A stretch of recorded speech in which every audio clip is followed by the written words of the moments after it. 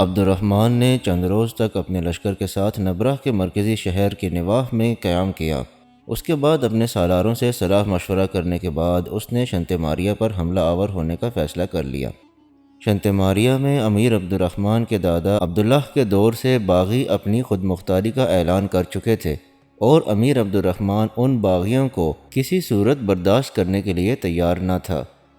شنتیماریہ ایک درمیانی درجے کا شہر تھا، جس کے اندر انتہائی مضبوط اور مستحکم قلعہ بھی تھا۔ اس کا پرانا نام سانتا ماریا تھا، جس کو عربوں نے مغرب کر کے شنتیماریہ کا نام دے دیا۔ اس نام کا کیونکہ اندلس میں ایک اور شہر بھی تھا جو اندلس کے مشرقی حصے میں تھا، لہٰذا عربوں نے اسے شنتیماریہ الشرق اور اس کو شنتیماریہ الغرب کا نام دیا تھا۔ بمبلونا شہر کے نواح سے جب عبد الرحمن نے اپنے لشکر کے ساتھ کوچ کیا اور شنتیماریہ کا رخ کیا تو شنتیماریہ میں جو باغی حکمران تھے انہیں پہلے ہی خبر ہو گئی تھی کہ امیر عبد الرحمن سارے چھوٹے بڑے شہروں اور قلعوں کے باغیوں کو سر کرنے کے بعد اب ان کا رخ کیے ہوئے ہے۔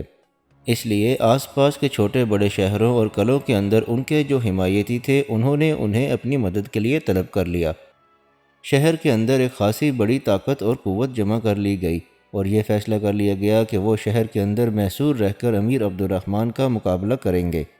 ساتھ ہی ساتھ انہوں نے ایک چھوٹا سا بحری بیڑا بھی تیار کر لیا، جس کے ذمے یہ کام لگایا گیا کہ وہ سمندر کے راستے انہیں اندلس کے مختلف باغی عناصر کی طرف سے رسد اور کمک پہنچاتے رہیں گے۔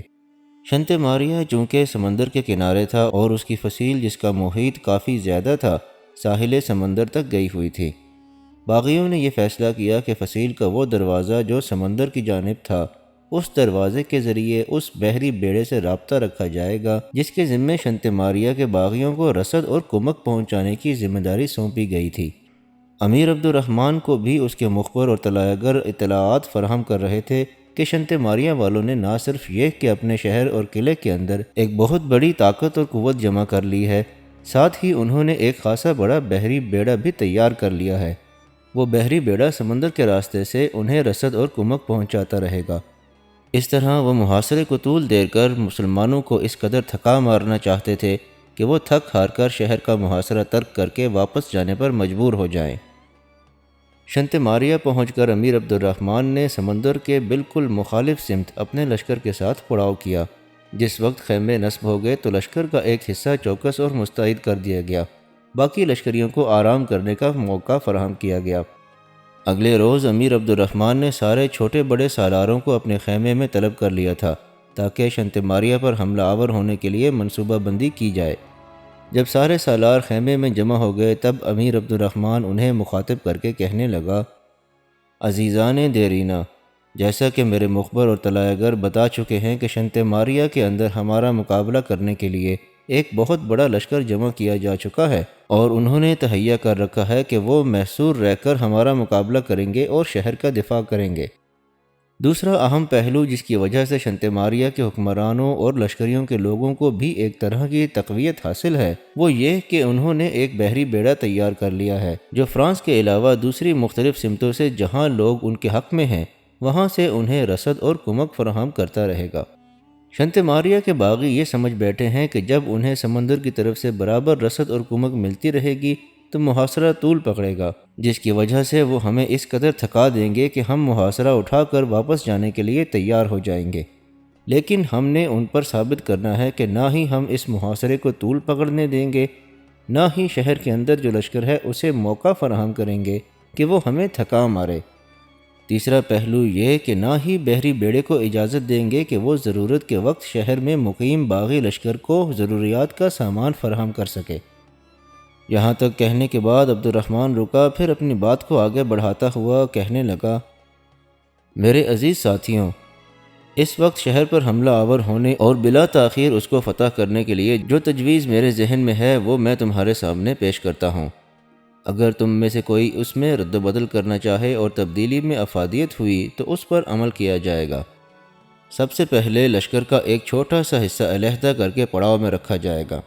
اس کے ذمے دو کام ہوں گے، ایک تو وہ پڑاؤ کی حفاظت کرے گا، دوسرا یہ کہ اگر دن اور رات کے کسی بھی حصے میں باغیوں کا کوئی بھولا بھٹکا گروہ یا دانستہ طور پر گھات میں بٹھایا ہوا ان کا کوئی لشکر ہم پر حملہ آور ہونے یا شب خون مارنے کے لیے آئے گا تو وہ حصہ مستعد رہے گا، پہلے حملہ آوروں کو روکے گا، اس کے ساتھ ہی لشکر کے دوسرے حصے کو بھی اطلاع کرے گا تاکہ حملہ آور ہونے والوں کا مکمل طور پر خاتمہ کر دیا جائے۔ اس کے بعد لشکر کا ایک اور چھوٹا حصہ علیحدہ کیا جائے گا۔ میرے عزیزوں، یہاں آنے کے بعد تم لوگوں کے ساتھ میں نے شہر کے دائیں بائیں حصے کا جائزہ لیا تھا۔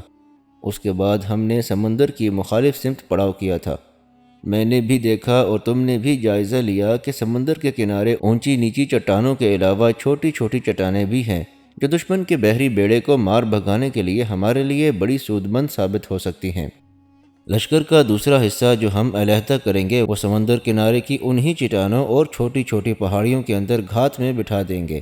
ان کا کام صرف یہ ہوگا کہ اگر کوئی دشمن کا لشکر شہر پناہ کے اس دروازے سے باہر نکلتا ہے جو سمندر کی طرف ہے تو وہ اس پر تیر اندازی کر کے یا اس پر حملہ آور ہو کر اس کا خاتمہ کر دے۔ ان کے ذمے جو دوسرا کام ہوگا وہ کچھ اس طرح ہوگا کہ وہ سمندر پر نگاہ رکھیں گے۔ جب اور جس وقت بھی باغیوں کا بحری بیڑا ان کے لیے ضروریات زندگی لے کر شہر کی فصیل کے سمندر والے حصے کی طرف آئے گا تو وہ ان جہازوں پر جلتے پروں والے تیروں کی بارش کر دیں گے۔ اس طرح سمندر کے اندر ان جہازوں کے بادبانوں کو آگ لگا دیں گے۔ بادبانوں کو آگ لگنے کی وجہ سے جہاز بھی آگ پکڑ لیں گے۔ اس طرح جب اس بحری بیڑے کا خاتمہ ہو جائے گا اور شہر والوں کو سمندر کے راستے سے رسد اور کمک نہیں ملے گی تو پھر زیادہ دن یہ باغی ہمارے سامنے اپنا دفاع نہ کر پائیں گے، اور پھر ہم انہیں یہ موقع بھی نہیں دیں گے کہ وہ کوئی اور جہاز اور کشتیوں کا بندوبست کر لیں۔ اس دوران میں میرے رب نے چاہا تو ہم شہر پر حملہ آور ہو کر شہر کو فتح کر چکے ہوں گے۔ اب دو چھوٹے چھوٹے لشکر علیحدہ کرنے کے بعد باقی لشکر کے ساتھ سختی اور انتہائی شدت کے ساتھ شہر پر حملے شروع کر دیے جائیں گے۔ اس طرح مجھے امید ہے کہ بہت جلد ہم شنتماریہ کو اپنے سامنے گھٹنے ٹیکنے پر مجبور کر دیں گے۔ یہاں تک کہنے کے بعد امیر عبد الرحمن جب خاموش ہوا تب احمد بن یعلا عبد الرحمن کو مخاطب کرتے ہوئے کہنے لگا، امیر محترم، یہ ایک انتہائی معقول تجویز ہے اور اس پر عمل کر کے یقیناً ہم بہت جلد شنتماریہ کو فتح کرنے میں کامیاب ہو جائیں گے، لیکن میں چاہتا ہوں کہ اس میں اگر تھوڑی سی تبدیلی کر دی جائے تو میرے خیال میں شہر کے محافظ لشکر پر ہماری طرف سے شدید دباؤ پڑے گا۔ عبد الرحمن مسکرایا، پھر احمد بن یعلا کی طرف دیکھتے ہوئے کہنے لگا، میرے عزیز، جو تجویز تم کہنا چاہتے ہو وہ کہو، اگر وہ سود مند ہوئی تو یقیناً اس پر عمل کیا جائے گا۔ احمد بن یعلا کے چہرے پر ہلکا تبسم نمودار ہوا، پھر وہ کہنے لگا، امیر محترم، میں چاہتا ہوں کہ لشکر کا وہ حصہ جسے ہم پڑاؤ کی حفاظت کے لیے رکھیں وہ شہر پناہ کے اس حصے میں رہے جہاں ہمارا پڑاؤ ہے، جبکہ لشکر کا بڑا حصہ جس نے شہر پر حملے شروع کرنے ہیں وہ شہر پناہ کے دائیں پہلو کی طرف سے حملہ آور ہو کر لشکر کے جس حصے کو ہم نے سمندر کے کنارے گھات میں بٹھانا ہے وہ شہر پناہ کا سمندر کی طرف جو دروازہ ہے اس کے دائیں جانب جو چٹانیں ہیں اور چھوٹی چھوٹی پہاڑیاں ہیں ان کے اندر گھات لگائے گا۔ امیر محترم، جب حملوں کی ابتدا کی جائے تو سمندر کے کنارے جو ہمارا لشکر چٹانوں کے اندر گھات لگائے بیٹھا ہوگا وہ خاموش نہ بیٹھے بلکہ شہر کی فصیل پر تیز اور لگاتار تیر اندازی شروع کر دے۔ اس طرح پڑاؤ کی حفاظت کے لیے جو لشکر ہوگا وہ بھی تھوڑا سا آگے بڑھے اور فصیل پر حملوں کی ابتدا کر دے۔ وہ بھی اپنے حملوں کی ابتدا موسلادھار تیر اندازی سے کرے، جبکہ لشکر کا بڑا حصہ جس میں ہم سب لوگ ہوں گے شہر پناہ کے بائیں جانب سے حملہ آور ہو جائے گا۔ اس طرح امیر محترم، میرا خیال ہے کہ ہم بہت جلد شہر کو فتح کرنے میں کامیاب ہو جائیں گے۔ امیر محترم، یہ جو تجویز میں نے کہی ہے اس کا فائدہ یہ ہوگا کہ جب ہمارے پڑاؤ کا محافظ لشکر بھی سمندر کی مخالف سمت سے حملہ آور ہوگا تو دشمن کو اپنے لشکر کا ایک حصہ فصیل کے اوپر اس سمت بھی متعین کرنا پڑے گا، اور جب سمندر کے کنارے دائیں جانب چٹانوں کے اندر جو ہمارا لشکر ہوگا وہ بھی تیر اندازی کرے گا اور فصیل کے اوپر ٹہلنے والوں کو اپنا ہدف بنائے گا، فصیل کے برجوں کو بھی اپنا نشانہ بنائے گا، تب دشمن چوکنا ہوگا۔ انہیں جب یہ خبر ہوگی کہ ان پر تو 3 اطراف سے حملے شروع ہو گئے ہیں تو پہلے ان کے ذہن میں جو بات آئے گی وہ یہ ہوگی کہ مسلمانوں کی 3 لشکر بیک وقت شنتماریہ پر حملہ آور ہو گئے ہیں۔ اس خیال سے ان کے اندر ایک طرح سے بے دلی اور افراتفری پیدا ہوگی۔ اس کے علاوہ ہمیں ایسا کرنے سے جو سب سے بڑا فائدہ ہوگا وہ یہ کہ دشمن کو اپنی قوت فصیل کے اوپر سے 3 حصوں میں تقسیم کرنا پڑے گی، جب وہ اپنی قوت کو مختلف 3 حصوں میں بھاری تعداد میں متعین کریں گے اور اپنے لشکر کے بڑے حصے کے ساتھ فصیل کے بائیں طرف سے حملہ آور ہوں گے تو ہمیں دشمن کی پوری قوت کا مقابلہ نہیں کرنا پڑے گا، اس لیے کہ دشمن اپنی عسکری طاقت تقسیم کر چکا ہوگا۔ اپنے لشکر کا کچھ حصہ سمندر کی طرف تیر اندازی کرنے والے ہمارے تیر اندازوں کے لیے مختص کرے گا اور کچھ حصہ پڑاؤ کی حفاظت کرنے والے ہمارے لشکریوں کا سامنا کرنے کے لیے بھی مقرر کر دیا جائے گا۔ اس طرح میرے خیال میں دشمن کی طاقت اور قوت کو 3 حصوں میں بانٹنے کے بعد ہم آسانی سے شہر فتح کرنے میں کامیاب ہو جائیں گے۔ یہاں تک کہنے کے بعد احمد بن یعلا رکا، کچھ سوچا، پھر مزید کہنے لگا، امیر محترم، میں چاہتا ہوں کہ عشاء کی نماز کے بعد لشکر کو تقسیم کر کے سب سے پہلے ایک حصہ سمندر کے کنارے کی چٹانوں اور پہاڑیوں کی طرف چلا جائے، وہاں جا کر وہ گھات لگا لے۔ جس لشکر کو پڑاؤ میں مقرر کیا جائے وہ پڑاؤ میں ہی رہے، باقی لشکر کو لے کر ہم پڑاؤ سے بالکل پیچھے اتنے فاصلے پر ہٹ جائیں جہاں ہمارے لشکر کی نقل و حرکت کو فصیل پر پہرا دینے والے دشمن کے لشکری دیکھ نہ سکیں۔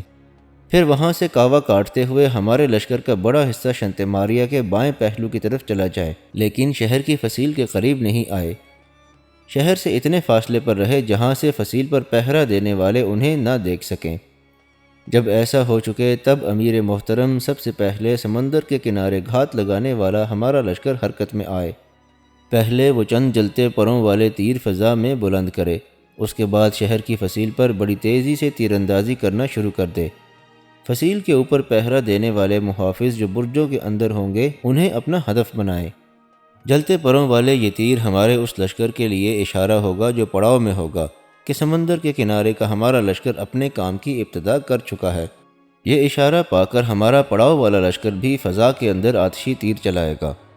ساتھ ہی پیش قدمی کرتے ہوئے وہ فصیل کے قریب جا کر صرف فصیل پر تیر اندازی کرنا شروع کر دے گا۔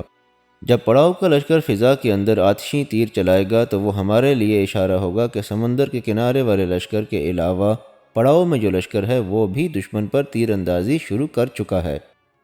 امیر محترم، جب شنتماریہ کی فصیل پر سمندر اور ہمارے پڑاؤ دونوں جانب سے تیر اندازی شروع ہوگی تو ہماری اس کارروائی سے فصیل کے اوپر پہرا دینے والے دشمن کے لشکری اور سالار چونکیں گے۔ اس وقت تک شنتماریہ کے بائیں پہلو میں ہمارے لشکر کا ایک بڑا حصہ بالکل خاموش اور بے حس و حرکت رہے گا۔ اس صورتحال کو سامنے رکھتے ہوئے شنتماریہ کے باغی ضرور یہ سوچنے پر مجبور ہوں گے کہ مسلمان شنتماریہ پر 2 طرفہ حملہ کرنا چاہتے ہیں، ایک پڑاؤ کی طرف سے اور دوسرا سمندر کنارے کی طرف سے۔ اس انکشاف کو سامنے رکھتے ہوئے دشمن اپنے لشکر کا بڑا حصہ اس طرف منتقل کر دے گا۔ امیر محترم، جب ایسا ہوگا تو اس وقت ہم آندھی اور طوفان کی طرح حرکت میں آئیں گے اور بڑی تیزی سے فصیل کے بائیں پہلو کی طرف آئیں گے۔ آنن فانن رسوں کی سیڑھیاں پھینک کر فصیل پر چڑھنے کی کوشش کریں گے، لیکن فصیل پر چڑھنے سے پہلے چند دستوں کو مختص کر دیں گے جو فصیل پر کھڑے پہرے داروں پر تیر اندازی کریں گے۔ اس کا ہمیں یہ فائدہ ہوگا کہ وہ لشکری اپنی جانیں بچانے کے لیے فصیل کے کھلے حصوں سے ہٹ کر برجوں کے اندر چلے جائیں گے۔ جب وہ ایسا کریں گے تو اس وقت تک ہم بھی حرکت میں آ چکے ہوں گے اور رسوں کی سیڑھیاں فصیل پر پھینک چکے ہوں گے۔ اس کے بعد ہم فصیل پر چڑھنے میں کامیاب ہو جائیں گے۔ ایک بار ہم فصیل کے اوپر چلے گئے، پھر شنتماریہ کا پورا لشکر بھی فصیل کے بائیں حصے کی طرف آ گیا تو ہم اسے اپنے سامنے رگیدنے اور مار بھگانے میں کامیاب ہو جائیں گے۔ یہاں تک کہنے کے بعد احمد بن یعلا خاموش ہو گیا۔ امیر عبد الرحمن کے علاوہ سارے سالاروں نے احمد بن یعلا کی اس تجویز سے اتفاق کیا۔ اس کے بعد عبد الرحمن اٹھ کھڑا ہوا، سارے سالار بھی کھڑے ہو گئے اور لشکر کی تقسیم کا کام سر انجام دینے لگے۔ عشاء کی نماز کے بعد لشکر کا ایک حصہ فصیل سے دور رہتے ہوئے سمندر کنارے کی چٹانوں اور پہاڑوں کی طرف چلا گیا تھا اور وہاں ایک سالار کی سرکردگی میں لشکر نے گھات لگا لی تھی۔ لشکر کا دوسرا حصہ پڑاؤ میں ہی رہا اور پڑاؤ کے اندر مشعلیں روشن تھیں۔ ان مشعلوں کی روشنی میں پڑاؤ کے اندر لشکری حرکت کر رہے تھے، جس سے فصیل کے اوپر دشمن یہ اندازہ لگا رہا تھا کہ مسلمان پڑاؤ کے اندر ہی موجود ہیں۔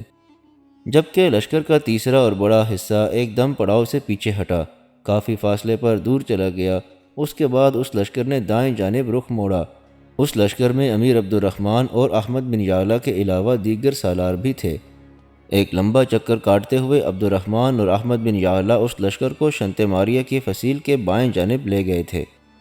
عبد الرحمن اور احمد بن یعلا اپنے لشکر کو وہاں لا کر بالکل ساکن ہو گئے۔ لشکریوں کو ہدایت جاری کر دی گئی تھی کہ وہ آپس میں بالکل گفتگو نہ کریں، کسی کی آواز تک شہر کی فصیل تک نہیں پہنچنی چاہیے۔ اگر کوئی آپس میں گفتگو کرتا ہے تو وہ دھیمے لہجے اور سرگوشی کے انداز میں کرے گا۔ اس ساری کارروائی کی تکمیل کے بعد آخر سمندر کنارے جو لشکر کا حصہ تھا اس نے اپنے کام کی ابتدا کی۔ اس لشکر سے پہلے کچھ جلتے پروں کی تیر فضا میں چلائے گئے۔ اس کے بعد اس لشکر نے موسلادھار انداز میں شہر کی فصیل پر تیر اندازی کرنا شروع کر دی تھی۔ ان کی اس اچانک تیر اندازی کی وجہ سے شہر کے وہ محافظ جو برجوں سے باہر کھڑے تھے چھلنی ہو کر فصیل سے نیچے گر گئے، جو بچے وہ برجوں کے اندر دبک گئے تھے۔ اسی لمحے پڑاؤ کا لشکر بھی حرکت میں آیا، تھوڑا سا آگے بڑھا اور انہوں نے بھی فصیل پر تیز تیر اندازی شروع کر دی۔ انہوں نے بھی فصیل کے کافی محافظوں کو مار گرایا تھا۔ اس طرح فصیل کے ان دو حصوں میں ایک طرح کی ہلچل اور افراتفری سی برپا ہو گئی تھی، جس کی وجہ سے فصیل کے دوسرے حصوں سے لشکری سمٹ کر ادھر گئے تھے۔ اس کے چند ہی لمحوں بعد امیر عبد الرحمن اور احمد بن یعلا حرکت میں آ گئے۔ وہ بڑی تیزی سے آگے بڑھے۔ فصیل کے قریب آ کر انہوں نے جو چند دستے مقرر کیے تھے، ان دستوں نے اتنی تیز تیر اندازی کی کہ فصیل کے کئی محافظوں کو انہوں نے مار گرایا۔ جس وقت اس حصے میں بھی فصیل کے اوپر افراتفری برپا ہوئی تھی تو مسلمان لشکری بڑی تیزی سے حرکت میں آئے۔ فصیل کے اوپر انہوں نے رسوں کی سیڑھیاں پھینک کر آنن فانن چڑھنا شروع کر دیا۔ پھر دیکھتے ہی دیکھتے ان گنت مسلمان لشکری فصیل کے اوپر پہنچ گئے۔ برجوں کے اندر پہرا دینے والے فصیل کے محافظ ان کی طرف لپکے تو ان میں سے اکثر کو موت کے گھاٹ اتار دیا گیا۔ اس صورتحال کی وجہ سے فصیل کے اوپر ایک خوف و ہراس طاری ہو گیا تھا اور دشمن کے لشکری ادھر ادھر بھاگتے ہوئے شور کرنے لگے تھے۔ وہ چیخ چیخ کر کہہ رہے تھے کہ مسلمان بائیں جانب سے فصیل کے اوپر چڑھنے میں کامیاب ہو گئے ہیں۔ یہ خبر فصیل کے اوپر اور شہر کے اندر پھیلی تو ایک شور اور خوف و ہراس چاروں طرف پھیلنا شروع ہو گیا۔ شہر کے اندر جو محافظ لشکر تھا اس نے بھی بڑی تیزی سے فصیل پر چڑھنا شروع کر دیا، لیکن اب معاملہ ان کے ہاتھ سے نکل چکا تھا۔ اس وقت تک امیر عبد الرحمن کے لشکر کا ایک بڑا حصہ فصیل کے اوپر چڑھنے کے بعد نیچے اتر رہا تھا۔ پھر اس حصے نے لڑتے بھڑتے شہر پناہ کا جنوبی دروازہ کھول دیا۔ دروازہ کھلتے ہی امیر عبد الرحمن اپنے پورے لشکر کے ساتھ شہر میں داخل ہو گیا تھا۔ اب شہر کے اندر گھمسان کی جنگ شروع ہو گئی۔ فصیل کے اوپر شنتماریہ کے جس قدر لشکری تھے وہ سارے فصیل سے نیچے اتر آئے تھے، جس کی وجہ سے وہ لشکر جو پڑاؤ کی حفاظت پر مامور تھا وہ تو پڑاؤ میں ہی رہا، لیکن لشکر کا وہ حصہ جو سمندر کنارے گھات لگائے ہوئے تھا، اسے جب خبر ہوئی کہ امیر عبد الرحمن شہر میں داخل ہو چکے ہیں تب وہ بھی بڑی تیزی سے حرکت میں آیا اور شہر پناہ کے اس دروازے کی طرف بڑھا جو سمندر کی جانب تھا۔ اس وقت سمندر میں نہ کوئی کشتی تھی نہ کوئی بڑا بادبانی جہاز، اس لیے شہر کے محافظ لشکر نے اس دروازے سے نکل کر سمندر کی طرف جانے کی کوشش ہی نہ کی۔ اتنی دیر تک امیر عبد الرحمن کے لشکر کا ایک حصہ بڑی تیزی سے دشمن کو کاٹتا ہوا شہر پناہ کے اس دروازے کی طرف بڑھا جو سمندر کی طرف تھا۔ وہ دروازہ بھی انہوں نے کھول دیا۔ اس دروازے کے کھلتے ہی چٹانوں کے اندر جو لشکر گھات لگائے بیٹھا تھا وہ بھی شہر میں داخل ہو گیا۔ اب شہر کے محافظ لشکر پر مسلمانوں کا زور بڑھ گیا تھا۔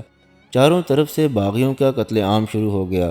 باغیوں نے جب دیکھا کہ ان کے لشکر کا تو مکمل طور پر صفایا کیا جا رہا ہے تب ان میں سے کچھ نے بھاگنا چاہا، لیکن انہیں ناکامی ہوئی، اس لیے کہ امیر عبد الرحمن کے لشکریوں نے ان سب کو گھیر لیا تھا اور فصیل کے قریب ہی ایک کھلے میدان میں سب کا صفایا کر دیا گیا۔ اگلے روز کا سورج جب طلوع ہوا تو شنتماریہ میں مکمل طور پر باغیوں کا خاتمہ ہو چکا تھا اور شہر پر امیر عبد الرحمن کا قبضہ تھا۔ رات کی تاریکی میں اکا دکا باغی بچے تھے، وہ لیون کے حکمران رومیر کی طرف بھاگ گئے تھے۔ اس طرح شنتماریہ کو فتح کرنے کے بعد امیر عبد الرحمن نے اپنے لشکر کے ساتھ وہاں پڑاؤ کر لیا۔ دوسری جانب شنتماریہ سے بھاگنے والے لوگ جب لیون پہنچے اور انہوں نے رومیر کو خبر دی کہ مسلمانوں کے حکمران عبد الرحمن نے شنتماریہ کو بھی فتح کر لیا ہے اور وہاں جس قدر باغی تھے انہیں موت کے گھاٹ اتار دیا ہے، تب یہ خبر سن کر رومیر بڑا برہم ہوا۔ اسے اس انکشاف پر بڑا صدمہ ہوا کہ شنترین کے بعد مسلمانوں نے اپنی شاندار قوت کا مظاہرہ کرتے ہوئے شنتماریہ کو بھی فتح کر لیا ہے، حالانکہ شنتماریہ کے متعلق کہا جاتا تھا کہ وہ ناقابل تسخیر ہے اور کوئی مسلمان حکمران اسے فتح کر کے اپنی مملکت میں شامل نہیں کر سکے گا۔ شنتماریہ کی فتح کی خبر سن کر رومیر نہ صرف پریشان اور فکر مند ہوا بلکہ اس نے مسلمانوں سے انتقام لینے کی ایک ترکیب بھی سوچ لی۔ اس نے اندازہ لگا لیا تھا کہ امیر عبد الرحمن اپنے لشکر کے ساتھ جو شمالی اندلس کی طرف گیا ہے تو جہاں کہیں بھی مسلمانوں کے خلاف بغاوت اٹھی تھی اسے رفع کر دیا گیا ہے۔ جس شہر جس قلعے کے اندر باغیوں نے مسلمانوں کی اطاعت اور فرمانبرداری سے انکار کیا تھا، ان سب باغیوں کو کچل کر رکھ دیا گیا ہے، اور ان شہروں اور قلعوں پر قبضہ کر کے وہاں عبد الرحمن نے اپنی انتظامیہ مقرر کر دی ہے۔ اب رومیر یہ امید لگائے بیٹھا تھا کہ عبد الرحمن اپنے لشکر کے ساتھ واپس کرتبہ کی طرف جائے گا، لہٰذا اس نے فیصلہ کیا کہ جو ہی عبد الرحمن اپنے لشکر کے ساتھ کرتبہ کی طرف لوٹے گا، وہ راستے میں مناسب جگہ گھات لگائے گا، اور جب مسلمان وہاں سے گزریں گے تو وہ ان پر حملہ آور ہو کر انہیں ناقابل تلافی نقصان پہنچائے گا۔ اپنے اس مقصد کی تکمیل کے لیے اور اپنے آپ کو محفوظ کرنے کے لیے رومیر نے 2 قلعوں اور شہروں کا انتخاب بھی کر لیا، ایک برگوش اور دوسرا دشمہ۔ رومیر کا خیال تھا کہ وہ گھات لگانے کے بعد دیکھے گا کہ مسلمان واپسی کا کون سا راستہ اختیار کرتے ہیں۔ اگر وہ برگوش کے پاس سے گزرے تو وہاں ان پر دن کے وقت حملہ آور ہوگا یا شبخون مارے گا، اور اگر انہوں نے دشمہ کا راستہ اختیار کیا تب وہ دشمہ کے قریب ان پر حملہ آور ہوگا، اور اگر اس موقع پر بھی اسے ناکامی کا منہ دیکھنا پڑا تو پھر وہ اپنے لشکر کے ساتھ دشمہ شہر میں محصور ہو جائے گا۔ رومیر کا خیال تھا کہ اگر اسے مسلمانوں کے خلاف کامیابی ہو گئی تو پھر اپنی مملکت کے علاوہ شمال کی دوسری عیسائی مملکتوں میں بھی اس کی طاقت اور قوت کے علاوہ اس کی بہادری اور جرأت مندی کی واہ واہ ہو جائے گی، اور اگر اس مہم میں بھی اسے ناکامی کا منہ دیکھنا پڑا تو پھر وہ ایک دم پیچھے ہٹ کر دشمہ شہر میں محصور ہو جائے گا۔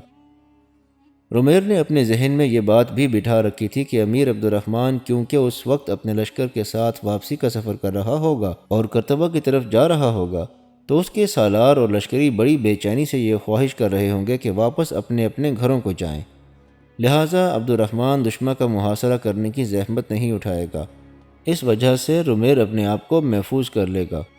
ان خیالات کے تحت رومیر اپنے ایک خاصے بڑے لشکر کے ساتھ حرکت میں آیا، اور جہاں سے بھی اسے امید تھی کہ امیر عبد الرحمن اپنے لشکر کے ساتھ گزرے گا، ان علاقوں کے آس پاس اس نے گھات لگا لی۔